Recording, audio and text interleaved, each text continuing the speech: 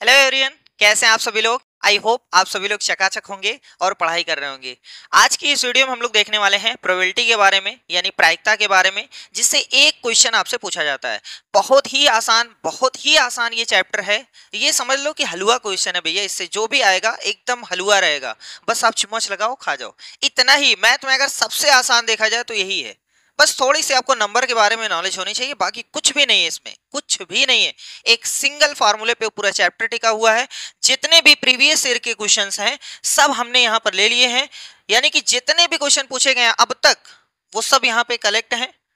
Solve करेंगे एक एक करके। तो सबसे पहले उस फार्मूले को देखते हैं, ठीक है। तो चलिए शुरुआत करते हैं इस वीडियो की प्रोबेबिलिटी, जिसमें हम लोग थ्योरी देखेंगे। थ्योरी में कुछ भी नहीं है, बस खाली वही एक फार्मूला है। उसके बाद टोटल जो आपके पीवाईक्यूज हैं को सॉल्व करेंगे।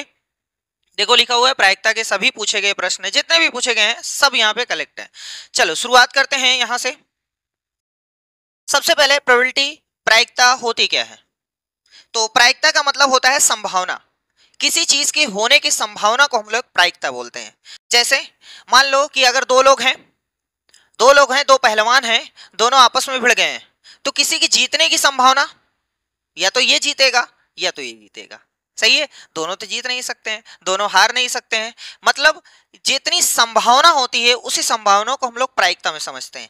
नहीं समझ में आ रहा है, प्रैक्टिकल में देखो। जैसे मान लो हमारे पास एक छोटा सा नन्हा मुन्ना सा बैग है और इसमें हमने एक रबर रखा है, एक पेंसिल रखा है, एक कॉपी रखा है। इस छोटे नन्हे मुन्ने से बैग में हमने एक रबर रख दिया है, एक पेंसिल रख दिया है, कॉपी रख दिया है। बाहर से किसी आदमी को बुलाया गया या हम ही आंख बंद करके निकालते हैं, और रबर निकलने की क्या प्रोबेबिलिटी है, क्या प्रोबेबिलिटी है रबर निकलने की। तो भैया जी रबर कितनी है, एक है। यानी जब ये आएगा तो हम जीत जाएंगे, यानी हमारी जो संभावना रबर निकालने की वो एक है। और टोटल कितनी संभावनाएं हैं, रबर भी निकल सकता है, पेंसिल भी निकल सकती है, कॉपी निकल सकती है। तीनों संभावनाएं भैया, टोटल कुछ भी निकल सकता है ना। हम आंख बंद किए ऐसे डाल के निकाल रहे हैं तो उसमें रबर भी निकल सकता है, पेंसिल भी निकल सकती है, कॉपी भी निकल सकती है। यानी टोटल टोटल तीन संभावनाएं हो सकती हैं, टोटल तीन संभावनाएं। लेकिन जो हमारे फेवर में है, जो हमारे पक्ष में है, हमने क्या बोला है, हमने कहा हमें चाहिए रबर, हमें चाहिए रबर। तो अगर रबर आएगा तो हमारे फेवर में रहेगा, कॉपी आएगी तो हमारे फेवर में नहीं है क्योंकि कॉपी हम निकालना नहीं चाहते हैं, पेंसिल आएगी तो हमारे फेवर में नहीं है क्योंकि हम पेंसिल निकालना नहीं चाहते हैं। यानी हमारे फेवर में रबर है और टोटल संभावनाएं तीन हैं। तीन में से एक संभावना हमारी है, टोटल तीन संभावनाएं हैं, तीनों में से एक संभावना हमारी है, हमारे फेवर में। तो बस यही चीज है, बाकी कुछ भी नहीं है। तो प्रोबेबिलिटी का फार्मूला चलो यहां पे लिख देते हैं। प्रोबेबिलिटी का फार्मूला यानी प्रायिकता का फार्मूला जो होता है, प्रोबेबिलिटी इज इक्वल टू होता है, पहले इंग्लिश में देख लो, फेवरेबल आउटकम्स।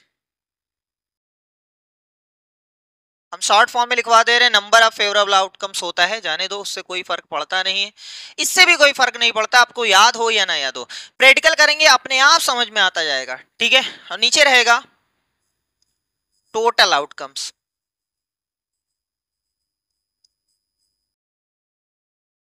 हिंदी में प्रायिकता बराबर होता है अनुकूल संभावनाएं, अनुकूल संभावनाएं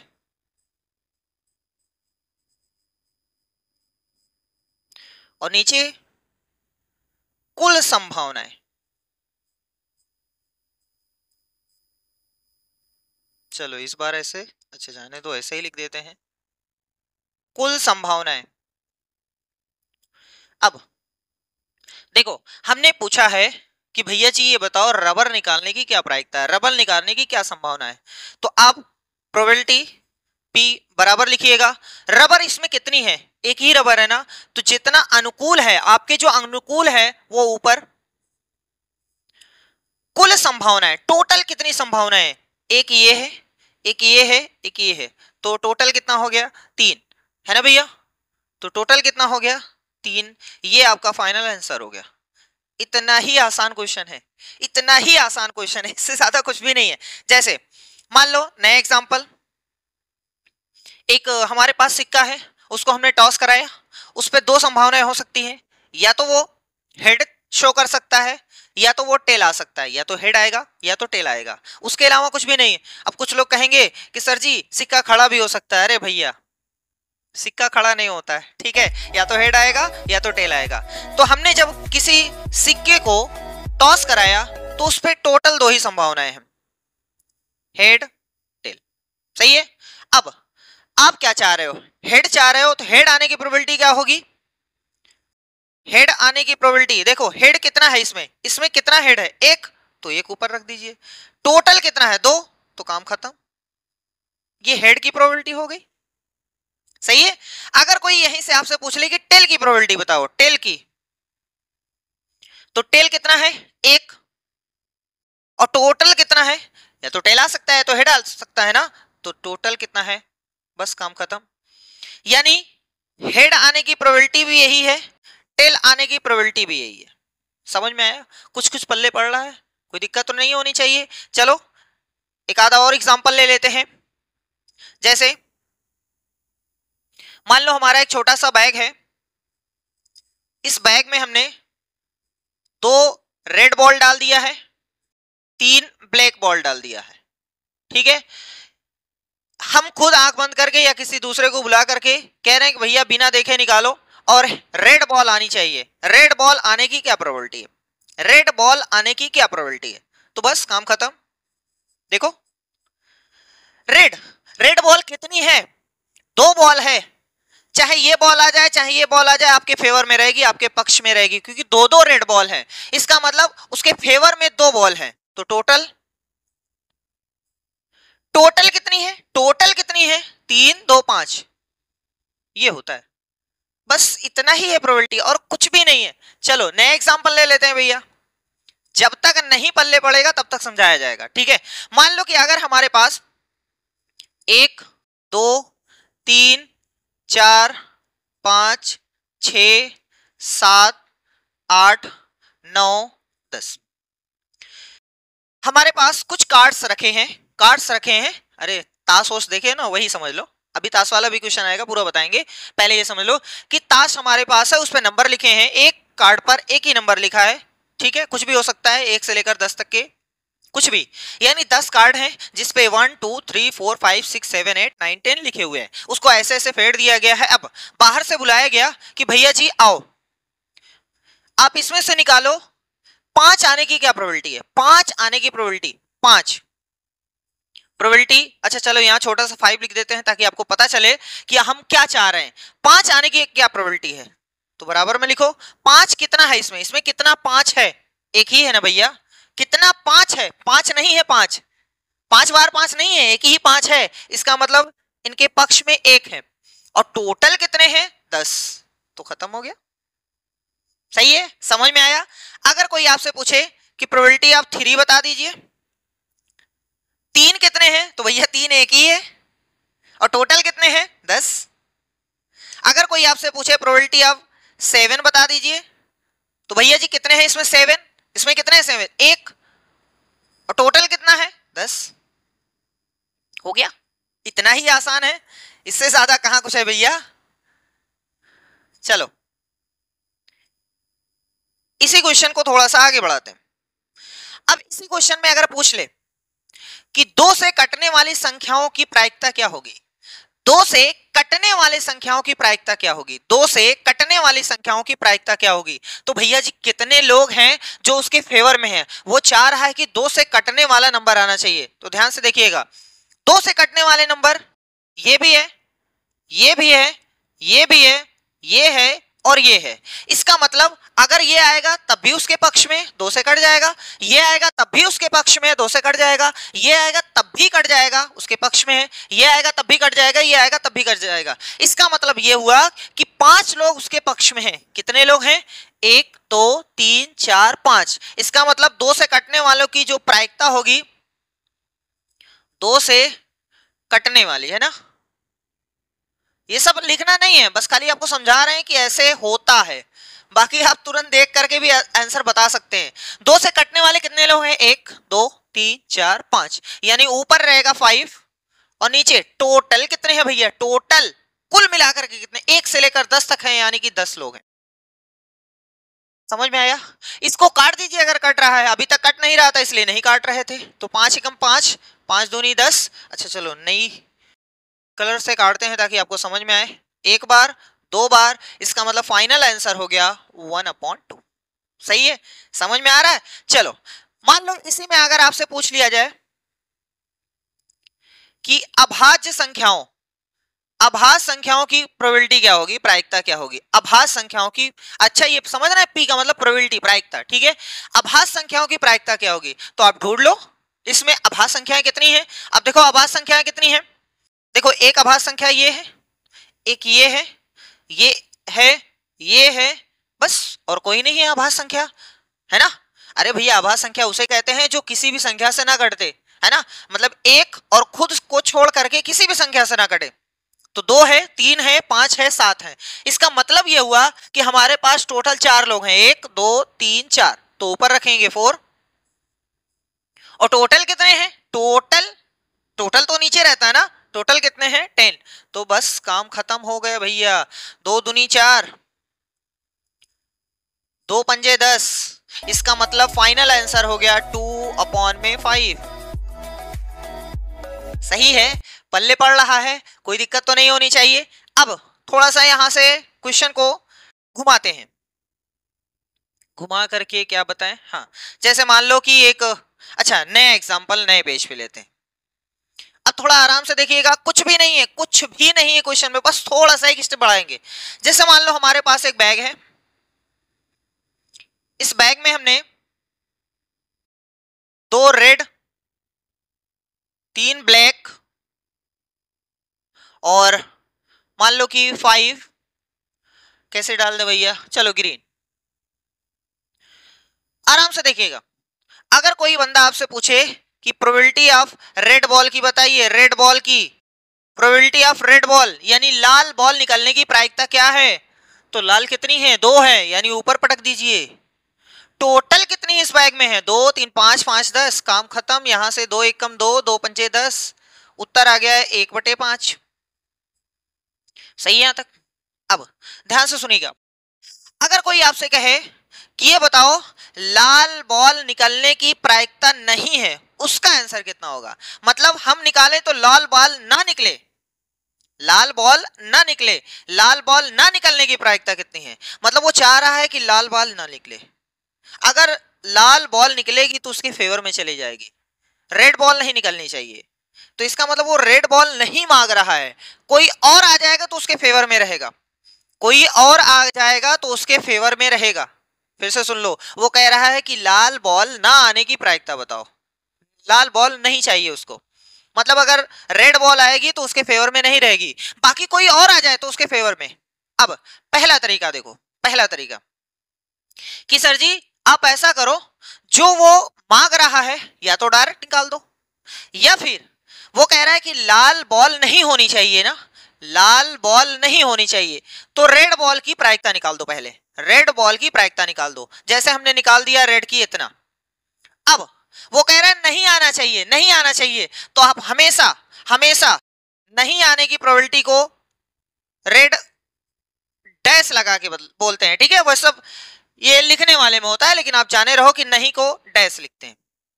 सर जी आपने तो लाल निकलने की प्रायिकता बता दिया है, लाल निकलने की प्रायिकता बता दिया, वो तो पूछा नहीं। तो ऐसा हमेशा ऐसा करेंगे, पहले है वाला निकाल देंगे, उसके बाद एक में से उसको घटा देंगे, एक में से है वाले को घटा देंगे, सॉल्व करेंगे। 5 एकम 5, 5 में से एक घटाना है, इसका मतलब 4/5 उत्तर आ गया। सही है, नहीं समझ में आया सर जी दूसरा देख लो, डायरेक्ट, इसका डायरेक्ट देख लो,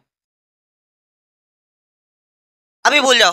वो बोला है कि सर जी लाल बॉल ना आए, इसकी क्या प्रायिकता है, लाल बॉल नहीं चाहिए उसको, ये वाली बॉल नहीं चाहिए, मतलब ये आ जाए तो उसके फेवर में है, ये आ जाए तो उसके फेवर में है। इसका मतलब 3 बॉल अगर ये वाली 3 ब्लैक आती है तब भी उसके फेवर में है, 5 ग्रीन आती है तब भी उसके फेवर में है। तो इसका मतलब 3 और 5, 8 लोग उसका फेवर कर रहे हैं, 8 लोग उसके फेवर में हैं। रेड ना आने की प्रायिकता 8 लोग उसके फेवर में हैं, तो 8 ऊपर रख दीजिए। और टोटल कितने थे 10, यहां से आप ऐसे भी जा सकते हैं कि 4/5, तब भी आंसर आएगा। आपको जो अच्छा लगे वैसे कर सकते हैं। वो पूछा नहीं आने की प्रायिकता, तो आने की प्रायिकता निकाल लेंगे, एक में से घटा देंगे, नहीं आने की प्रायिकता होगी, ठीक। और अगर नहीं आप ऐसे निकालना चाहते हैं डायरेक्ट, सर जी ये वाला नहीं चाहिए, तो हम इन दोनों को निकाल देते हैं, काम खत्म। सही है। अब यहां से एक, चाहे आप ऐसे जा सकते हो, चाहे आप यहां जा सकते हो। अब यहां से एक फॉर्मूला नोट कर लो, ये कभी कभी पूछा जाता है, कभी कभी पूछा जाता है कि किसी चीज के होने, किसी चीज के होने, ई का मतलब इवेंट है, किसी इवेंट के होने और किसी इवेंट के ना होने, प्रोबेबिलिटी ऑफ इवेंट मतलब किसी चीज के होने की, और प्रोबेबिलिटी ऑफ नॉट इवेंट, इसको जो बार लगा हुआ है उसको नॉट इवेंट बोलते हैं। इसका मतलब ये हुआ कि किसी चीज के होने और किसी चीज के ना होने की प्रायिकता का जो जोड़ होता है, जो समेशन होता है, इसका आंसर हमेशा 1 आता है, इसीलिए 1 में से घटाया गया था। सही है। अगर आपको ये फार्मूला याद हो जाए तो याद कर लीजिएगा, नहीं तो हमें तो नहीं लगता है कि आपसे पूछा जाएगा, और अगर पूछ लिया गया भैया तो याद कर लीजिए, उसमें कौन सी दिक्कत है। किसी चीज के होने और किसी चीज के ना होने की प्रायिकता जो है वो इसका उत्तर 1 है। सही है, समझ में आ गया है। बस प्रोबेबिलिटी में इतना ही था। कुछ चीजें आपको अगर पता है तो आप याद कर लीजिएगा, वैसे पता होनी चाहिए। किसी भी क्वेश्चन में, किसी भी क्वेश्चन में प्रोबेबिलिटी का जो उत्तर आता है, चाहे होने या ना होने की, चाहे जिसका मतलब किसी भी क्वेश्चन में, प्रोबेबिलिटी के किसी भी प्रश्न में जो उत्तर आएगा, उत्तर हमेशा, प्रोबेबिलिटी का जो उत्तर आता है वो हमेशा 0 के बराबर या 0 से बड़ा आता है। 0 के बराबर या 0 से बड़ा आएगा, लेकिन 1 के बराबर या 1 से छोटा आएगा। ठीक है, समझ में आ रहा है। हमेशा जिस भी क्वेश्चन में आप प्रोबेबिलिटी को सॉल्व कर रहे हैं, किसी भी क्वेश्चन में, दुनिया के किसी भी क्वेश्चन में अगर प्रोबेबिलिटी का क्वेश्चन है तो उसका आंसर या तो 0 से बड़ा, 1 या 1 से कम, मतलब उसका आंसर 0 और 1 के बीच में ही रहेगा। 1 से बड़ा नहीं हो सकता है, 0 से छोटा नहीं हो सकता है। जैसे एग्जांपल में अगर कोई कह दे कि सर जी हमने प्रोबेबिलिटी का क्वेश्चन एक सॉल्व किया ना और उसमें हमारा आंसर 1.3 आ गया, तो कह दो ऐसा हो ही नहीं सकता, ऐसा पॉसिबल ही नहीं है, गलत आप बता रहे हैं।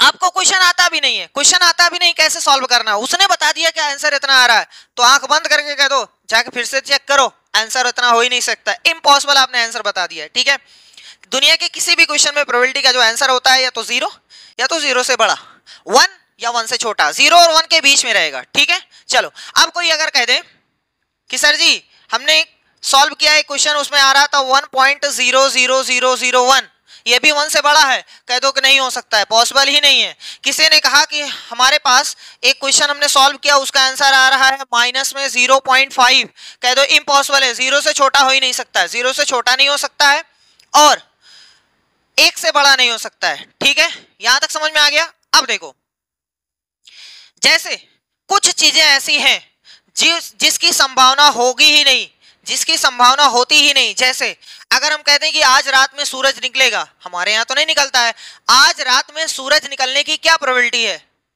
ये तो इम्पॉसिबल है। यानी कोई ऐसी कंडीशन जिसके होने की संभावना एकदम नहीं है, तो उसका आंसर 0 आएगा, और जिसके होने की संभावना 100% है उसका आंसर 1 आएगा। सही है। जैसे कि आज दिन में उजाला रहेगा, तो भैया हमेशा रहता है ना, वो तो हमेशा रहता है। 2 + 2 4 होता है, इसकी प्रोबेबिलिटी 1, अरे भैया 100% वही होता ही है। हम कहते हैं 2 में 3 जोड़ोगे तो 7 हो जाएगा, इम्पॉसिबल, आंसर 0 आएगा।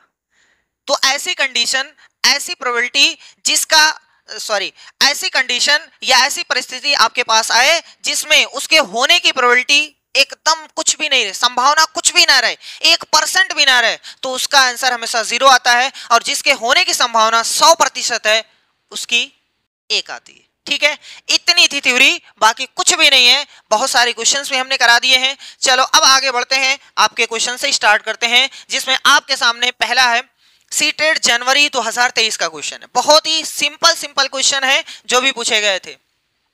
ठीक है, एक क्वेश्चन आराम से पहले देख लो, उसके बाद आप खुद से भी कर सकते हैं, कोई दिक्कत नहीं। चलो पहला क्वेश्चन है, कह रहा है कि कार्डों जिन पर संख्याएं 12, 13, 14, 15, 16, 17 ऐसे 51 तक लिखी है। मतलब एक कार्ड पे 12 लिखा है, एक कार्ड पे 13 लिखा है, एक कार्ड पे 14 लिखा है, एक कार्ड पे 15 लिखा है, ऐसे ऐसे ऐसे ऐसे ऐसे ऐसे चलते चलते 51। ठीक, एक संख्या एक कार्ड पर, मतलब एक कार्ड पर एक ही संख्या, दो संख्या नहीं अंकित हैं, एक बक्से में रखा जाता है और अच्छी तरह से मिला दिया जाता है। बक्से में से एक कार्ड यादृच्छ रूप से निकाला जाता है। निकाले गए कार्ड पर संख्या 21 और 42 के बीच में भाज्य संख्या होगी, उसकी प्रायिकता क्या है? मतलब 12 से लेकर 51 तक कार्ड लिख करके अंदर डाल दिए गए हैं। किसी को बुला करके ऐसे रैंडम, यादृच्छ का मतलब रैंडम, ऐसे ही आंख बंद करके निकाला गया एक कार्ड। वो जो कार्ड आएगा उसकी क्या प्रोबेबिलिटी है कि उसका जो नंबर आएगा वो 21 और 42 के बीच में भाज्य संख्या होगी। अब सबसे पहले हमें 21 और 42 के बीच में भाज्य संख्याओं को लिखना पड़ेगा। कितनी ऐसी संख्या है जो 21 और 42 के बीच में है भैया?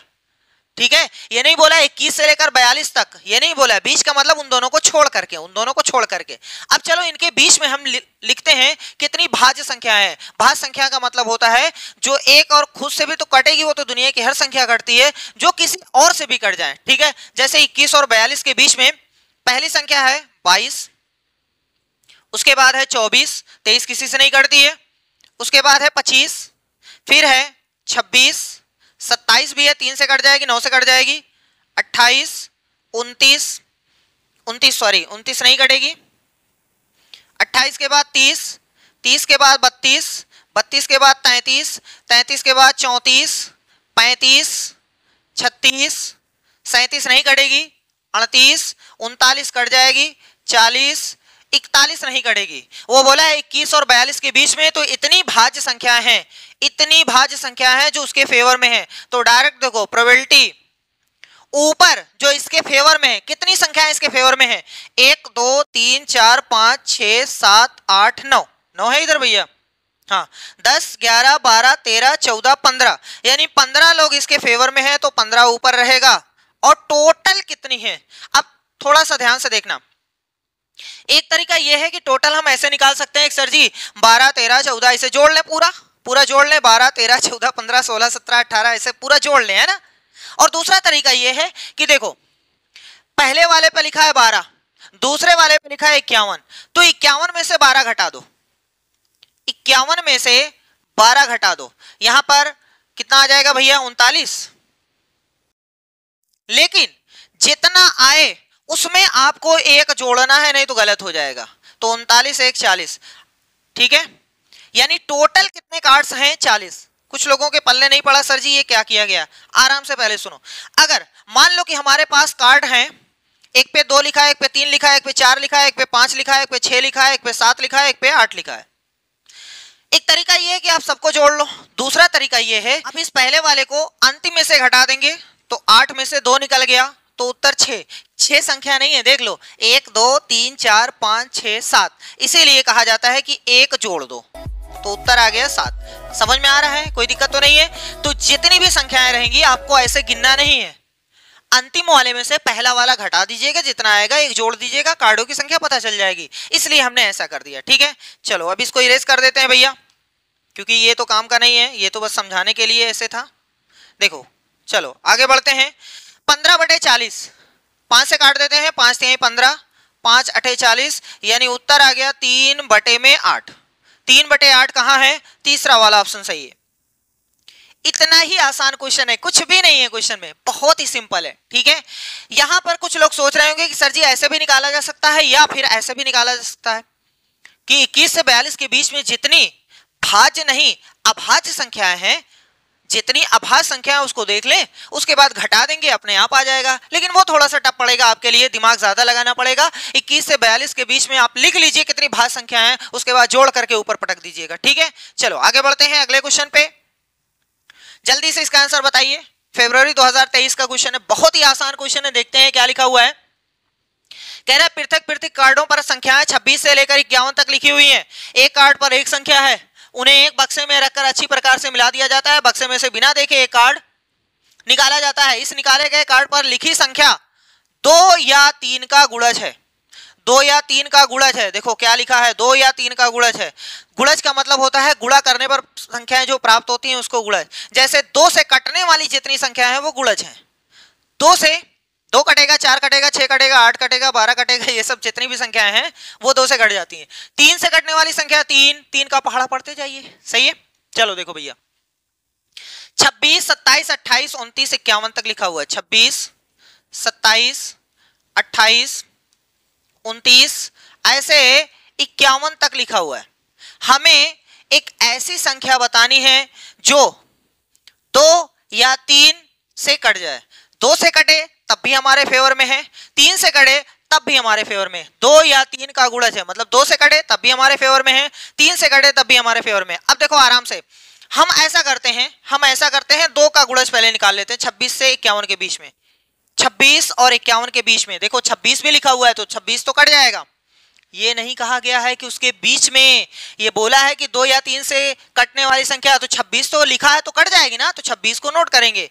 तो पहली संख्या 26, 28, 30, 32, 34, 36, 38, 40, 42, 44, 46, 48, 50, बस 52 ना लिखिएगा, ये है 2 से कटने वाली। थोड़ा अलग से 3 से भी लिख लेते हैं। 26 के बाद 27 जो है वो 3 से कट जाएगी, 27, इसके बाद 30, 33, इसके बाद 36, 39, 42, 45, 48, 51 भी 3 से कटेगी, ये भी नोट करना है। अब देखो ये है 2 से कटने वाली, ये है 3 से कटने वाली, लेकिन आप इसको और इसको जोड़ करके ना लिख दीजिएगा, क्योंकि 30 इसमें भी है इसमें भी है, इसलिए दिक्कत हो जाएगी। तो जो संख्या इसमें है इसमें नहीं होनी चाहिए। अरे भैया कार्ड तो एक ही है ना, या तो इसमें आएगा या तो इसमें आएगा, तो कैसे दोनों में आ गया? इसलिए जो दोनों में है उसको एक बार लिखना है। चलो देखो ये यहां से हटा दो, चाहे इसमें लिखो चाहे इसमें लिखो, हम चाहे यहां से हटाएं चाहे यहां से हटाएं, ठीक है, एक ही बार लिखना है, एक ही बार। और कोई ऐसी संख्या है जैसे 36 है, 42 है, 48 है, ये 4 संख्या हटा दो। अब गिन लो कितनी संख्याएं हैं। समझ में आ रहा है क्यों हटाया गया? क्योंकि भैया या तो इसमें रहेगी या तो इसमें रहेगी ना, या तो 3 से कटेगी या तो 2 से कटेगी। सही है, दोनों से कट जाए कोई दिक्कत नहीं, लेकिन कार्ड तो एक ही है, कार्ड तो एक ही है, 2 बार कैसे हो सकता है? अब जोड़ते हैं, 1 2 3 4 5 6 7 8 9 10 11 12 13 14 15 16 17 18 18 लोग इसके फेवर में है। बटे में टोटल कितनी है? बस वही तरीका, 51 में से 26 माइनस कर दीजिए।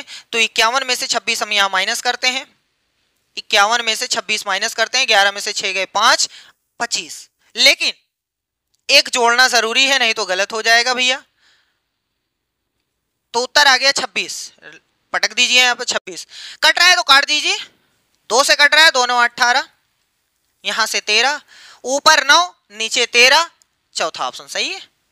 इतना ही आसान है। आई होप अब यहां तक आपको समझ में आ गया होगा। चलिए अगले क्वेश्चन पे बढ़ते हैं। कह रहा है संख्याएं इतने से लेकर इतने तक लिखी हुई हैं और क्या निकालना है ये देखते हैं। 3 या 5 से विभाज्य है, 3 या 5 से कट जानी चाहिए। तो देखते हैं 35, पहले 3 से लिखते हैं, पहले 3 से लिखते हैं, तो 3 से 36 कटेगी, 36, 39, 42, 45, 3 3 जोड़ते जाइए, 48, 51, 54, 57, 60, 63 भी है, हाँ 63 भी है।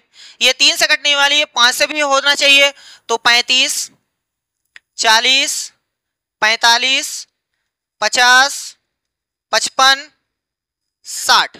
अब देख लो कौन सी ऐसी संख्या है जो दोनों में है, एक ही बार लिखना है उसको। 35 इसमें नहीं है, 40 इसमें नहीं है, 45 45 देखो यहां से काट दो या यहां से काट दो, एक ही बार लिखना है। 50 नहीं होगी, 55 नहीं होगी, लेकिन 60 होगी। अब गिन लेते हैं, 1 2 3 4 5 6 7 8 9 10 11 12 13 14, यानी प्रोबेबिलिटी जो बन रही है ऊपर रहेगा 14। और टोटल कितनी है? टोटल तो भैया 64 में से 35 निकाल दो, 64 में से 35 निकाल दो। देखो यहां से 14 में से 5 गए तो 9, और यहां से 5 में से 3 गए तो 29। एक आपको अपने पास से जोड़ना है। कुछ लोग कहेंगे कि सर जी इसको ऐसे भी किया जा सकता है, जितना लास्ट में लिखा है एक जोड़ करके तब घटा दें, बात वही है, हम वैसे भी करके आपको बता देते हैं। लिखा है 64 तो हम लिखेंगे यहाँ 65, 65 में से 35 निकाल दो तो डायरेक्ट उत्तर आ गया 30। बात वही है, चाहे जैसे करो, पहले घटा करके तब जोड़ो या पहले जोड़ करके तब घटाओ, बात वही है। तो नीचे रहेगा 30। देखते हैं 2 से कटता है, 2 सते 14, नीचे आ गया 15, ऊपर 7 नीचे 15, कौन सा ऑप्शन? सेकंड वाला ऑप्शन सही है। पल्ले पड़ रहा है, अब तो बहुत आसान आसान क्वेश्चन है। चलो, ये कह रहा है पृथक पृथक 3 से लेकर 47 तक लिखी गई हैं। उसके बाद क्या कह रहा है कि ये पर्ची निकाली जाती है 6 से विभाज्य एक संख्या, 6 से कटने वाली संख्या। तो 6 से कटने वाली देखो भैया, 6 से कटने वाली पहली 6 है, उसके बाद 12 है, उसके बाद 18 है, उसके बाद 24 है, उसके बाद 30 है। अरे पहाड़ा वड़ा याद है ना 6 का, तो बस वही लिख रहे हैं और कुछ नहीं। 42, अगली 48 है, लेकिन ये तो इसके बाहर चली जाएगी। कितनी संख्या है? 3 3 6 1 7, यानी ऊपर रहेगा 7। और टोटल कितनी है वो देखते हैं। टोटल कितनी है? 47 में से 3 निकाल दो, 47 में से 3 निकाल दो 44, एक जोड़ दो 45, या फिर जितना आखिर में लिखा है एक जोड़ दो, 47 एक 48, 48 में से 3 निकाल दो तो 45। 7/45 सेकंड वाला ऑप्शन सही है। इतना ही छोटा क्वेश्चन है, ठीक है। चलो भैया अगले क्वेश्चन पे कह रहा है एक पासे को एक बार फेंका गया। पासा आप देख रहे हैं, अरे लूडो का डाइस होता है, लूडो का डाइस जिसमें 1 2 3 4 5 6 ऐसे लिखा रहता है। अरे भैया कुछ इस तरीके का होता है, आपने देखा होगा ना। हमने नहीं देखा है इसलिए हम बना रहे हैं। यहाँ कुछ ऐसा होगा, हो सकता है, ठीक। और यहाँ पर कुछ अब कैसे बताएं, आपने देखा होगा कुछ ऐसे होता है ना।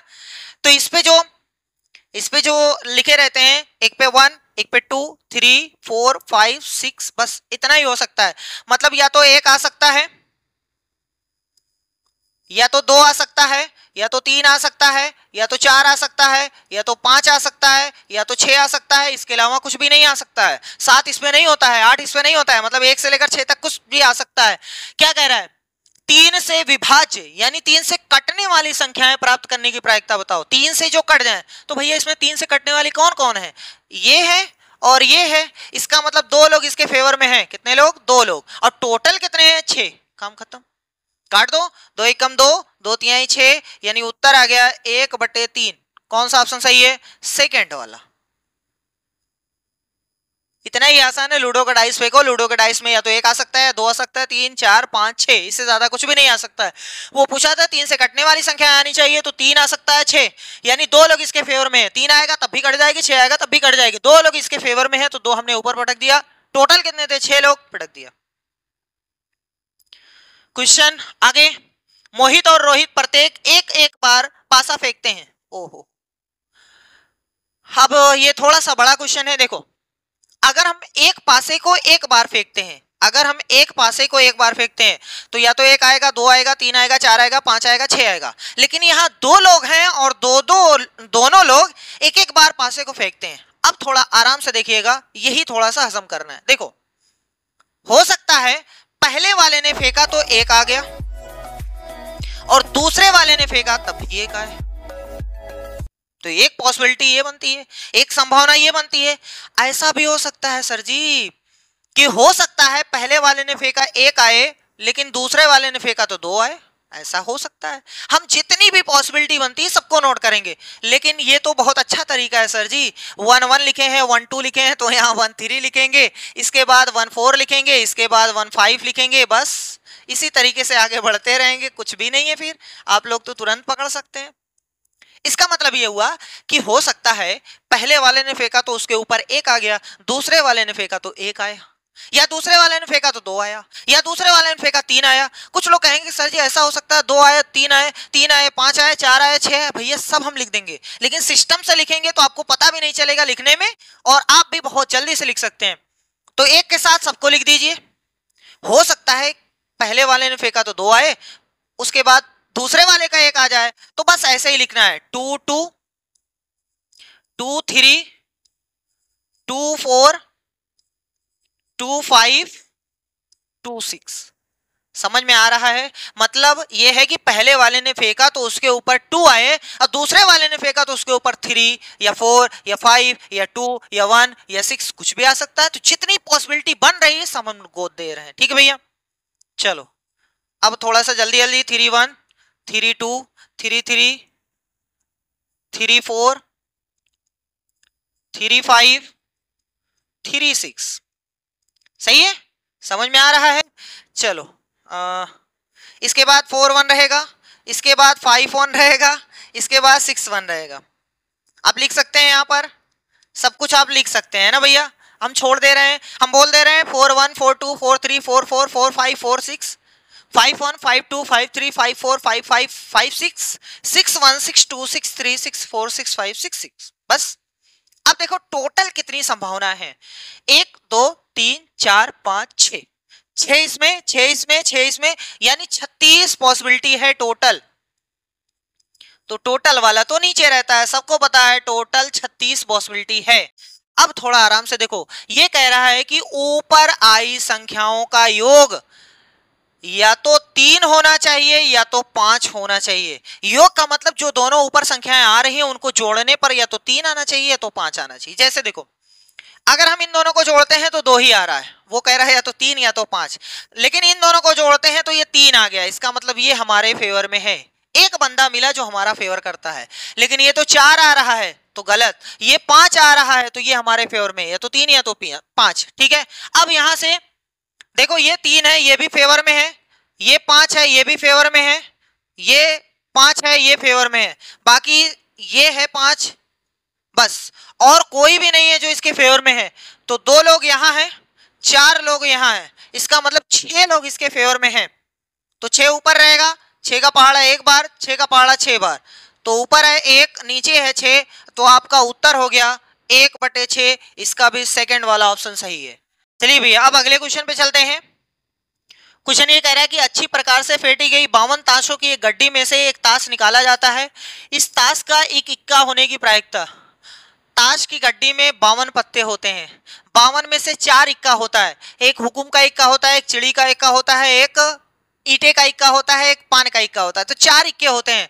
तो 4 इक्के यानी 4 ऊपर रख दीजिए, और टोटल कितने पत्ते हैं 52, बस यही उत्तर 4/52, यहां से 13, खत्म हो गया। 1/13 कहां है भैया, ये हो गया। सही है, चलो आगे बढ़ते हैं। इतना ही आसान क्वेश्चन था। देखो पर्चियों पर संख्याएं 7 से लेकर 51 तक लिखी हैं, फिर इन्हें एक डिब्बे में रख दिया जाता है, इस डिब्बे में से एक पर्ची बिना इसके अंदर देखे निकाली जाती है। कह रहे 7 का एक गुणज, मतलब 7 से कटने वाली संख्याएं आनी चाहिए। तो भैया जी पहली संख्या कट जाएगी 7, इसके बाद 14, इसके बाद 21, 28, इसके बाद 35, 42, 49। ये 6 संख्याएं ऐसी हैं, 6 नहीं, 1 2 3 4 5 6 7, 7 संख्याएं ऐसी हैं जो कट जाएंगी, तो 7 संख्याएं हैं। और टोटल कितने कार्ड्स हैं 51 में से 7 निकाल लो तो आ जाएगा 44, एक जोड़ दो तो आ जाएगा 45, या फिर आप ऐसे कर सकते हैं इसमें एक जोड़ करके 7 को घटा दीजिए, उत्तर आएगा नीचे 45। तो फाइनल आंसर है प्रोबेबिलिटी का 7/45, 7/45 ये वाला सही है, पहला वाला ना लगाइएगा। अगले क्वेश्चन की ओर बढ़ते हैं।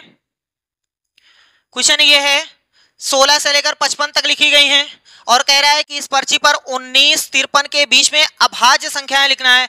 अभाज्य, तो 19 और 53 के बीच में अभाज्य संख्या, इसके बीच में बोला है, बीच में 19 को छोड़ना पड़ेगा। तो पहली संख्या जो है वो है 23, 23 के बाद आपको नंबर मिलेगा 29, 29 के बाद 31, 31 के बाद 37, 37 के बाद 41, फिर है 43, फिर है 47, इसके बाद कोई नहीं, 49 नहीं है, 51 भी नहीं है। ठीक है, 1 2 3 4 5 6 7, यानी प्रोबेबिलिटी टोटल हमारे 7 संख्याएं ऊपर रहेंगी, और नीचे टोटल कितना है, ये 56, 55 को मान लो 56, 56 में से 16 निकाल दो तो 40, 7/40 कहाँ है 7/40, तीसरा वाला। बस इतना ही सेकंड का क्वेश्चन है, जितना टाइम आपसे लगता है उतना ही लगेगा। किसी थैले में 3 सफेद 2 नीली 5 लाल गेंदें हैं, थैले में से एक निकाली जाती है, निकाली गई लाल रंग की नहीं है, लाल रंग की नहीं होनी चाहिए। तो भैया जी ये लाल वाला नहीं होना चाहिए, ये नहीं होना चाहिए। अब थोड़ा देखो, ये आ सकता है ना, ये आ सकता है, मतलब 3 लोग हमारे फेवर में हैं, 2 ये भी आ सकता है, यानी 5 लोग हमारे फेवर में हैं। 3 ये भी आ सकता है, 2 ये भी आ सकता है, 5 लोग हमारे फेवर में हैं। और टोटल कितने हैं? टोटल 10, यानी उत्तर आ गया 5, नीचे है 10, 1 बार 2 बार ये सब करा दिया गया है, शुरू में ही करा दिया गया, तो 1/2 इसका फाइनल आंसर हो जाएगा। या तो आप निकाल सकते हैं, पहले इसका निकाल लीजिए, 1 में से घटा दीजिएगा तब भी वही है। अगले पेज पे चलते हैं। क्वेश्चन ये कह रहा है कि इसकी क्या प्रायिकता है कि 72 के धनात्मक गुणनखंडों में से यादृच्छिक चुना गया एक गुणनखंड 11 से कम है। अच्छा, 72 को काटने वाले यानी 72 के गुणनखंड बताओ। 1 से कट जाएगा, 2 से कट जाएगा, 3 से कट जाएगा, 4 से कट जाएगा, 6 से कट जाएगा, 8 से भी कट जाएगा, 9 से भी कट जाएगा और 12 से भी कट जाएगा।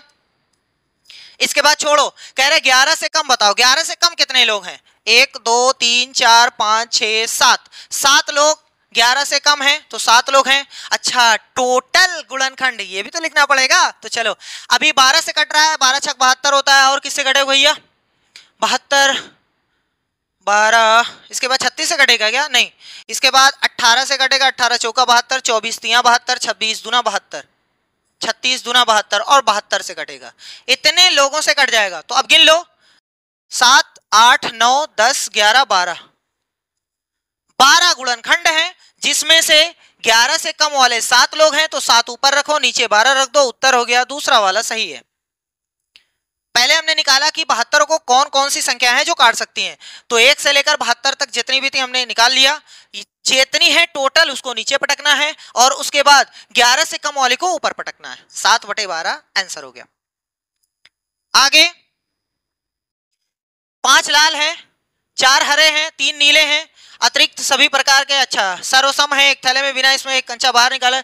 ये कंचा हरे रंग का नहीं है, मतलब हरा वाला नहीं होना चाहिए, ये वाला नहीं होना चाहिए। तो भैया ये हो सकता है ना, ये हो सकता है, ये भी हो सकता है।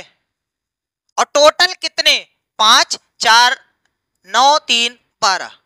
ए भैया टोटल में इसको जोड़ा जाएगा, ठीक है, याद रखिएगा। ऊपर 8 नीचे 12, 4 दूनी 8, 4 तिहाई 12, 2/3 फाइनल आंसर है, फोर्थ वाला। चलिए 2 क्वेश्चन और देखते हैं, बहुत ही आसान। 1 से 25 तक प्राकृतिक संख्या है। उसके बाद क्या है? इस पर्ची पर एक भाज्य संख्या आने की प्रायिकता। भाज्य संख्या 1 से 25, तो भैया भाज्य संख्या पहली जो है वो 4 है, 4 है पहली भाज्य संख्या। भाज्य नहीं पूछा है। 4 के बाद 6 है, उसके बाद 8 है, 8 के बाद 9 है, 10 है, 12 है, उसके बाद 14 है, 15 है, 16 18 20 21 25 तक जाना है, 21 22 24 25, ये है टोटल। इतनी भाज्य संख्याएं हैं। भाज्य संख्या गिन लो, 1 2 3 4 5 6 7 8 9 10 11 12 13 14 15, 15 ऐसी संख्याएं हैं जो भाज्य हैं। और टोटल कितनी है? 25 संख्याएं। 1 से 25 में 25 ही तो आएंगी। 5 3 15, 5 5 25, 3/5। लो भैया ये हो गया। आज का आखिरी क्वेश्चन ये कह रहा है कि एक थैले में सफेद काले तथा हरे रंग के 150 कंचे हैं, टोटल 150 हैं। थैले में से एक कंचा यादृच्छिक रूप से निकाला जाता है यदि सफेद कंचा आने की प्रायिकता। देखो सफेद आने की प्रायिकता, सफेद आने की प्रायिकता कितनी है? 7/10। अच्छा सर जी, ऊपर क्या मान ले कि 7 कंचा रहा होगा? नहीं नहीं नहीं, टोटल बोला है ना 150 है। टोटल कितना है? 150।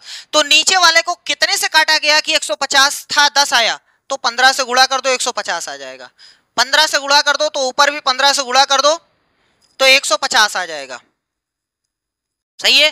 क्यों हम 150 बना रहे हैं? क्योंकि टोटल तो 150, यानी नीचे 150 आना चाहिए, तभी तो प्रोबेबिलिटी समझ में आएगी कितने कितने हैं। तो 15 धाम में 150, नीचे 150, 15 सते 105। यहां से हमें यह समझ में आया सफेद वाला 105 है और टोटल 150 थे।